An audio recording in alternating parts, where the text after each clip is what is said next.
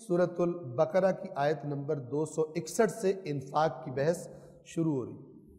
ان لوگوں کی مثال جو اپنا مال اللہ کی راہ میں انفاق کرتے ہیں، خرچ کرتے ہیں، اس دانے کی سی ہے جس کی 7 بالیاں اگ آئیں، جن میں سے ہر بالی کے اندر 100 دانے ہو۔ یہ مثال دی جا رہی ہے کیسے بڑھتا ہے اللہ کے راستے میں خرچ کیا ہوا، اور اللہ جس کو چاہتا ہے دگنا کر دیتا ہے، اور اللہ بڑا گشائش والا دانا ہے۔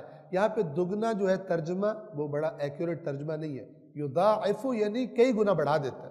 ویسے بھی آپ دیکھیں دگنا تھوڑی ہو رہا ہے، ایک دانہ تھا آپ نے ایک مثلا روپیہ لگایا، کتنے ہو گئے؟ 700 ہو گئے، دگنا تھوڑی ہے، یہ تو 700 گنا ہے۔ لہذا یضاعف ڈبل کو بھی کہتے ہیں اور کئی گنا بڑھا دینے کو بھی، وہ معنی بھی اس کے اندر شامل ہے۔ 262 جو لوگ اپنا مال راہ خدا میں خرچ کرتے ہیں اور خرچ کرنے کے بعد نہ احسان جتاتے ہیں نہ ایذا دیتے ہیں، تکلیف دیتے ہیں اگلے کو۔ جیسے آج کل اللہ کے راستے میں خرچ کر رہے ہیں، پوری 7 ویڈیو بنا رہے ہیں تاکہ اس کو سوشل میڈیا پہ لگائیں کہ میں نے بڑا کام کیا۔ اب وہ بیچارہ مجبوری میں اگر لے رہا بھی ہے، اس کو تکلیف ہو رہی ہے کہ دنیا والے مجھے دیکھیں گے اور میری جو عزت نفس ہے وہ مجروح ہوگی۔ قرآن کہہ رہا ہے کہ اللہ کے راستے میں دو لیکن اسے خراب مت کرو، یہ کرائے پہ پانی مت پھیر دو اپنے۔ بہت امپورٹنٹ ہے یہ۔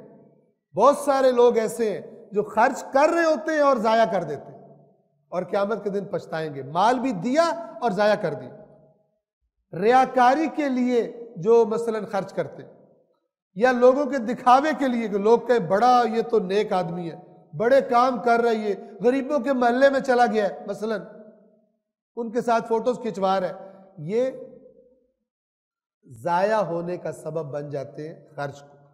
لہذا اللہ تعالیٰ دیکھیے یہ اور اس سے اگلی آیت، اگلی چند آیات میں خبردار کر رہا ہے کہ یہ انفاق تو کرو، الخدا بڑھائے گا، لیکن ضائع نہ کر دیں۔ ضائع کیسے کیسے ہوتا ہے توجہ فرمائیں۔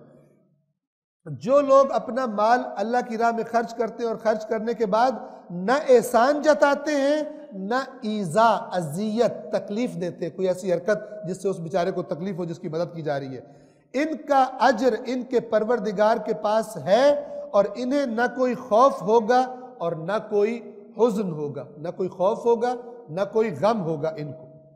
263 نرم کلامی اور درگزر کر دینا اس صدقے سے بہتر ہے جس کے بعد صدقہ دے کر پھر اذیت کی جائے۔ یعنی تم نے اگر صدقہ دے کے بعد میں ساری عمر اس کو جتاتے رہنا ہے کہ تم نے مجھ سے پیسے لیے تھے، میں نے تمہاری ہیلپ کی تھی، اس کو ذلیل کرتے رہو، تنگ کرو، کسی طرح کی بھی اذیت کرو، تو بہتر ہے نہ دو۔ اس صدقے سے بہتر ہے کیا؟ نرمی سے بات کرو، اور اگر وہ مانگنے والا مثال کے طور پر، ذرا آپ کو پتہ ہے جو مانگنے والے ہوتے ہیں بعض اوقات بڑے سخت الفاظ بولنا شروع کر دیتے ہیں، تو تم ان کے ساتھ بدسلوکی نہ کرو، صدقہ نہ دو بے شک، لیکن یا تو نرمی سے بات کرو اور یا ان کے برے رویے سے درگزر کر دو۔ یہ بہتر ہے اس سے کہ پیسے دے کر اور پھر ان کو اذیت کرو مدد کر کے۔ مثلا وہ فقیر مانگ رہا تھا، اس کو 10 روپے بھی نکال کے دیے، ساتھ گالی بھی دے دیے اور ساتھ کہا چل یہاں سے شکل گھوم کر اپنی۔ یہ نہ کرو۔ اللہ تعالیٰ بتا رہا ہے کہ یہ صدقات کو ضائع کر دے گا، اور اللہ بڑا بے نیاز بردبار ہے۔ بے نیاز ہے، اللہ کو تمہاری ضرورت نہیں ہے، تم نے نہیں کرنا تو نہ کرو، لیکن میری مخلوق کو پھر تنگ مت کرو جس کی مدد کر رہے ہو۔ اور اللہ بڑا برداشت کرنے والا ہے۔ اللہ نے تمہاری بھی تو کتنی غلطیاں اور کتنی چیزیں برداشت کی ہوئی ہے، تمہاری پکڑ نہیں کرتا، تو تم بھی اگر میری کوئی مجبور بندہ ہے، نیاز مند بندہ ہے میری مخلوق کا، اور اس کے منہ سے 2 کلمات سخت نکل گئے، تو تم بھی اپنے آپ کے اندر برداشت پیدا کرنے کی کوشش کرو۔ 264 اے ایمان والو، اپنے صدقات کو، اپنی خیرات کو، صدقات انفاق ایک ہی چیز ہے، اپنی خیرات کو احسان جتا کر اور اذیت دے کر اس شخص کی طرح برباد نہ کرو، باطل نہ کرو جو اپنا مال صرف لوگوں کو دکھانے کے لیے خرچ کرتا ہے اور وہ اللہ اور روز آخرت پر ایمان نہیں رکھتا۔ یعنی اگر تم یہ حرکت کرو گے تو تمہارا خرچ اور اس شخص کا خرچ جو اللہ اور قیامت پر ایمان ہی نہیں رکھتا برابر ہو جائے گا، نہ اس کو کچھ ملنا ہے آخرت میں نہ تمہیں کچھ ملے گا۔ اگر تم نے اذیت کی مدد کرنے کے بعد، یا تم نے احسان جتلائے مدد کرنے کے بعد. عجیب ہے انفاق کا معاملہ، یعنی یہ صرف خدا کے لیے ہونا چاہیے. خبردار بعد میں احسان بھی جتلایا کہ میں نے تو بڑی تمہاری مدد کی تھی.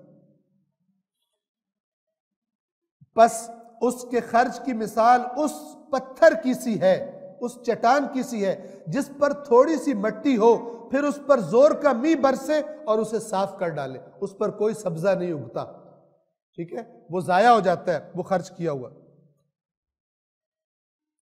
پس اس کے خرچ کی مثال اس چٹان کی سی ہے جس پر تھوڑی سی مٹی ہو، پھر اس پر زور کا می برسے اور اسے صاف کر ڈالے.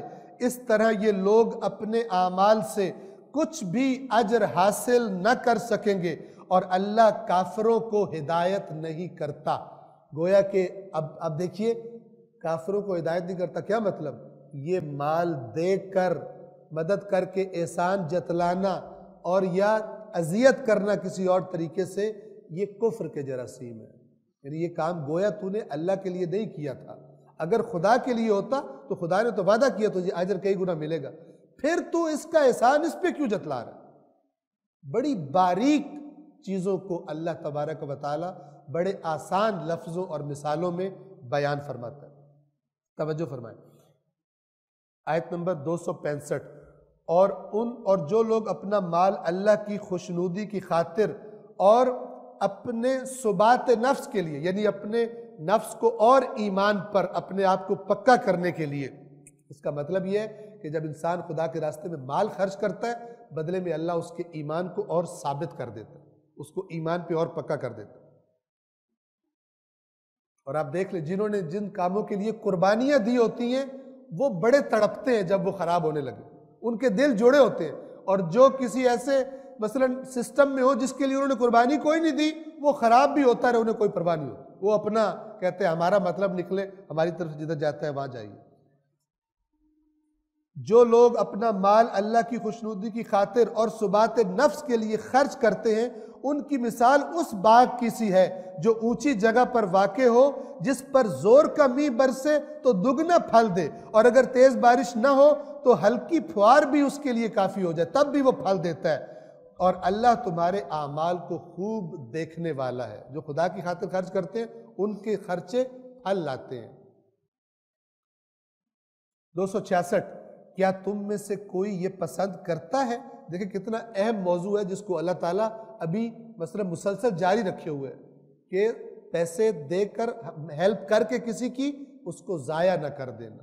اس کا مطلب ہے کہ یہ بیماری ایسی ہے کہ جو عام طور پہ ان لوگوں میں آ جاتی ہے جو لوگوں کی ہیلپ کرتے ہیں. لہٰذا اللہ تعالیٰ جھنجھوڑ رہا ہے کہ مدد کر کے احسان مت جتلانا، ضائع کر بیٹھو گے تھوڑے سے اپنے جذبات کی وجہ سے، تھوڑی سی اس کو باتیں کرنے کے لیے تم اپنے یہ ساری محنت اور زحمت کو ضائع نہ کرو. اب ایک مثال، بہت خوبصورت مثال کے ذریعے سے اللہ تعالیٰ بتا رہا ہے کہ جب تمہیں اصل میں ضرورت ہوگی اس اجر کی جو انفاق کا اجر ہے، اس دن اللہ تمہیں کچھ نہیں دے گا اگر تم نے یہ حرکتیں کر کے ضائع کر دی. توجہ فرمائیں مثال پر. کیا تم میں سے کوئی یہ پسند کرتا ہے کہ اس کے لیے کھجوروں اور انگوروں کا ایک باغ ہو جس کے نیچے نہریں جاری ہوں، اور اس کے لیے اس باغ میں ہر قسم کے میوے پھل موجود ہوں، اور جب بڑھاپا آ جائے، یعنی جب اب ضرورت کا زمانہ آ گیا، جب بڑھاپا آ جائے اور اس کے بچے بھی ہوں، ناتواں ہوں، بچے بھی چھوٹے چھوٹے ہوں، وہ بھی کچھ نہیں کر سکتے، وہ بھی محتاج ہیں، یہ باغ ایک ایسے بگولے کی زد میں آ جائے جس میں آگ ہو اور جل جائے، یہ باغ جل جائے، اب خود بھی بوڑھا ہو گیا، کچھ نہیں کر سکتا، بچوں کو کے لیے بھی کچھ نہیں کر سکتا، بچے خود بھی کچھ نہیں کر سکتے، وہ ضعیف ہے. ایسے بندے کی جو واحد پراپرٹی تھی جہاں سے اس کا نظام چلتا تھا وہ جل کے رہ جائے، اس کی حالت کیا ہوگی؟ اللہ تعالیٰ فرما رہا ہے کہ اگر تم صدقات دے کر ہیلپ کر کے اس کے بعد احسان جتلاؤ گے تو اس شخص کی طرح تمہاری حالت ہو جائے گی، خدا سب کچھ ضائع کر دے گا. یوں اس طرح اللہ تمہارے لیے نشانیاں اپنی آیات کھول کھول کر بیان کرتا ہے، شاید تم غور و فکر کرو. اے ایمان والو، 267. اے ایمان والو، جو مال تم کماتے ہو، اب ایک اور بیماری انفاق والوں کی کہ مثلا مانگنے والا آیا ہے تو کیا کرتے ہیں، جو اپنے کسی استعمال کی چیز نہیں ہے، جو بالکل ردی چیز ہے، کہتے ہیں اللہ کے نام پہ دے. یہاں پہ اللہ تعالیٰ کیا فرما رہا ہے؟ انفاق، اپنا ایمان چیک کرو، کس کے نام پہ کیسی چیز دے رہے ہو۔